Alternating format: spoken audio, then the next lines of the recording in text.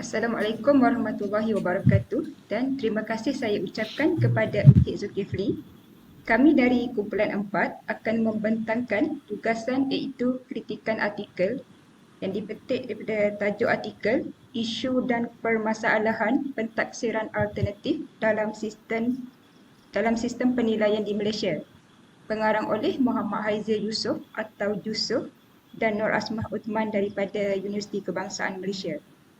Kumpulan kami terdiri daripada 4 orang. Saya, Nur Hamizah binti Ibrahim, nombor metrik P122932. Saya Nur Afifah binti Ibrahim Ista, nombor metrik P122161. Saya Azlan Syahizurain bin Tuming, nombor metrik P122605. Dan saya Muhammad Fauzi bin Masto, nombor metrik P123332. Okey, saya akan mula isi kandungan untuk kritikan artikel ini adalah pengenalan. Yang kedua, kritikan artikel iaitu kekuatan dan kelemahan. Yang ketiga, akhir sekali, kesimpulan. Saya akan mulakan untuk pembentangan ini dengan pengenalan, iaitu sistem pentaksiran yang dilaksanakan dalam pendidikan di Malaysia yang mana berfokuskan pentaksiran alternatif. Isu dan permasalahan pentaksiran alternatif dan kemudian diikuti dengan kekangan pentaksiran alternatif iaitu kesediaan guru, sikap guru itu sendiri, pengetahuan pentaksiran, peruntukan masa belajar, bebanan yang guru hadapi dan pengaruh pihak autoriti. Kemudian berkaitan dengan kepentingan dan kelebihan pelaksanaan pentaksiran alternatif berbanding pentaksiran tradisional.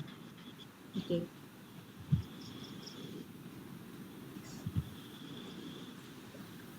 Yang pertama sekali kita tengok kepada kekuatan artikel. Okey, yang pertama dalam kita melakukan kritikan artikel, perkara pertama yang kita kena lihat ialah kekuatan dan kelebihan yang terdapat dalam artikel itulah. Penulis artikel iaitu Encik Muhammad Haizil dan juga Puan Nur Asmah Osman merupakan ahli akademik yang telah menulis banyak artikel terutama yang berkaitan dengan akademik serta kajian yang berkaitan dengan pengajaran dan pembelajaran. Jadi setiap artikel yang ditulis adalah dengan menggunakan rujukan yang kuat dan sah dari segi akademik. Dengan kelebihan keawsahan penulis dari segi akademik, dapat kita katakanlah artikel ini mempunyai kualiti untuk dilakukan kajian dan juga kritikan. Okay, kekuatan artikel ini, penulis telah menjelaskan setiap definisi pentaksiran, terma-terma yang digunakan supaya pembaca dapat memahami maksud kajian artikel dengan lebih jelas. Sebagai contoh, penulis telah menjelaskan dengan baik beserta rujukan berkenaan definisi konsep pentaksiran, pentaksiran formatif dan juga summatif dengan menggunakan bahan rujukan ahli akademik yang lain seperti David Payne, Rashidah, Bashar dan juga Siti Rahayah. Dengan pendefinisian yang baik, pembaca dapat memahami konsep kajian yang ingin ditengahkan oleh penulis. Selain itu juga penjadualan dan juga rajah yang diselitkan dalam artikel dapat membantu pembaca memahami kajian artikel dengan lebih jelas. Antaranya sewaktu memandingkan pentaksiran formatif dan summatif dalam jadual 1, penggunaan rajah dalam menjelaskan konsep pentaksiran alternatif yang berkonsepkan pentaksiran berasaskan sekolah membantu pembaca memahami konsep pentaksiran alternatif yang digalakkan oleh penulis. Dan dalam mencadangkan konsep pentaksiran alternatif, penulis telah menjelaskan kekangan-kekangan yang akan dihadapi secara menyeluruh dalam melaksanakan konsep pentaksiran alternatif. Pada masa yang sama, penulis juga telah mencadangkan beberapa perkara untuk mengatasi kekangan ataupun permasalahan yang dihadapi dalam melakukan konsep pentaksiran alternatif. Ini menjadikan galakan untuk melaksanakan konsep pentaksiran alternatif ini adalah lebih realistik. Sekian, kita teruskan ke bahagian kelemahan artikel. Seterusnya kita akan tengok, kita akan lihat pada kelemahan artikel. Terdapat beberapa kelemahan, antaranya ialah penulis tidak melakukan kajian dan hanya menggunakan fakta-fakta dari hasil pengkaji yang terdahulu. sedia maklum untuk kita menghasilkan penulisan baik mestilah mempunyai kajian yang dilaksanakan bagi menyokong serta dapat membuktikan penjelasan serta kesimpulan penulisan. Penulis boleh menggunakan kaedah kajian kuantitatif dan juga kualitatif untuk mendapatkan pandangan serta pendapat yang lebih mendalam mengenai isu dan permasalahan pentafsiran alternatif. Kelemahan yang kedua adalah artikel ini tidak menyatakan dengan jelas berkenaan dengan persoalan serta objektif kajian. Ini akan menyebabkan para pembaca tidak dapat memahami sepenuhnya tentang tujuan kajian dan juga soalan-soalan yang ingin cuba dijawab sepanjang kajian dijalankan. Penulis juga tidak menyatakan metodologi kajian yang digunakan untuk mengumpul data-data kajian. Hal ini akan menyebabkan para pembaca tidak dapat menilai sama ada item-item yang digunakan oleh penulis berkualiti ataupun tidak. Oleh sebab itu, penulis perlulah menyatakan metodologi kajian dan juga objektif berserta persoalan kajian untuk memberi lebih kefahaman dan kepercayaan kepada para pembaca. Kelemahan yang seterusnya adalah artikel ini hanya lebih mensasarkan pembaca dari kelompok guru ataupun pihak yang berkaitan dengan bidang pendidikan. Hal ini kerana terdapat penggunaan istilah atau perkataan di mana pihak yang berkaitan dengan bidang pendidikan sahaja yang dapat memahami. Sebagai contoh, penggunaan istilah unsur formatif, sumbangsaran, soalan jenis tertutup dan terbuka serta kalam jama'i yang mungkin tidak dapat dipahami oleh sebahagian pembaca. Hal ini akan menyebabkan pembaca yang bukan dari bidang pendidikan tidak akan berminat dan tidak dapat memahami artikel tersebut. Oleh itu, penulis seharusnya dapat memberi definisi ataupun maksud bagi setiap istilah dan perkataan yang tidak dapat dipahami oleh sebahagian pembaca.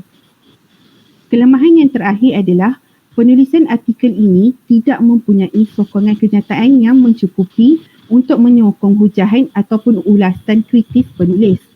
Kekurangan sokongan hujahan akan menyebabkan pembaca tidak begitu yakin dan kurang percaya dengan hasil penulisan. Setiap hujahan perlulah disertakan dengan sokongan dari kajian ataupun sumber bahan bacaan yang berilmiah supaya hasil artikel tersebut boleh meyakinkan dan dapat memberi kepercayaan kepada para pembaca. Seterusnya kita akan pergi ke rumusan dan kesimpulan. Okey, sebagai kesimpulan, artikel yang dikritik iaitu yang bertajuk isu dan permasalahan pentafsiran alternatif dalam sistem penilaian di Malaysia yang ditulis oleh Muhammad Haize Yusof atau Yusof dan Nur Asma Osman dari Universiti Kawasan Malaysia. Secara keseluruhannya, penulis telah berjaya menyelami serta mengupas secara relevan berkaitan isu dan permasalahan pentafsiran alternatif dalam sistem penilaian di Malaysia. Artikel telah dimulai dengan memberikan definisi pentafsiran, konsep, isu dan permasalahan dalam pentafsiran formatif dan sumatif, perbandingan antara pentafsiran tradisional dengan pentafsiran alternatif, perbincangan mengenai kekangan pentafsiran alternatif serta kemudiannya diakhiri dengan cadangan bagi mengatasi masalah dan kekangan tersebut dengan merujuk kepada format penulisan atau template yang biasa digunakan dalam membina sesebuah artikel ilmiah. Sistem pentafsiran alternatif merupakan salah satu sistem pentafsiran baru yang telah cuba disisipkan dalam sistem pentafsiran di Malaysia untuk menilai kebolehan dan pencapaian murid secara holistik dan autentik melalui format penulisan dan hujah-hujah yang dinyatakan di dalam artikel. Penulis jelas menzahirkan idea dan berpendapat bahawa gabungan tenaga semua pihak secara bersungguh-sungguh adalah amat penting bagi memastikan sistem pentafsiran alternatif akan lebih berjaya dalam pelaksanaannya, terutamanya di negara kita. Penulis telah menjelaskan bermula dengan kursus dan latihan yang mencukupi oleh para guru akan mempengaruhi pengetahuan serta meningkatkan kemahiran pentafsiran guru yang seterusnya menjadikan aktiviti pentafsiran alternatif akan lebih mudah untuk dilaksanakan di sekolah. Keberkesanan aktiviti pentafsiran turut akan dipengaruhi oleh pihak berautoriti yang terlibat selain bebanan guru itu sendiri. Selain itu, penguasaan dan pemahaman guru terhadap segala jenis pentafsiran sama ada pentafsiran tradisional maupun pentafsiran alternatif juga adalah amat ditagih bagi hasil yang sewajarnya. penulis turut memetik hasil kajian oleh Begum dan Faroukui pada tahun 2008 yang menyatakan bahawa penyelidik akademik perlu diberi tanggungjawab untuk memantau manakala guru besar untuk membuat mesyuarat dan memeriksa rekod semua guru bagi setiap penggal serta membentuk satu jawatan kuasa untuk memeriksa rekod tersebut di setiap sekolah. Penyelesaian kepada isu dan permasalahan pentafsiran alternatif dalam sistem penilaian di Malaysia secara tidak langsung akan meningkatkan lagi kredibiliti dan kualiti sistem pendidikan. Seterusnya, menyediakan modal insan yang holistik ke arah kehidupan yang lebih berketerampilan tinggi.